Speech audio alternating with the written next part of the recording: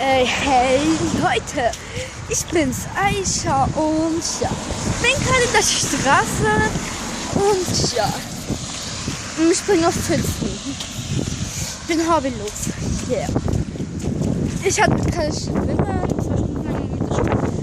Ich fand es echt gemütlich, chillig. Wasser. Leute, da ist Wasser. Ne, glaubt ihr mir nicht, das ist Wasser. Wasser. Da ist Wasser. Und was macht Aisha? Man macht sich nass. Yay! Aber ja, es ist einfach nur Überschwemmung. Hauptsächlich. Ja, ich finde es aber echt unnötig. Ja, tschüss.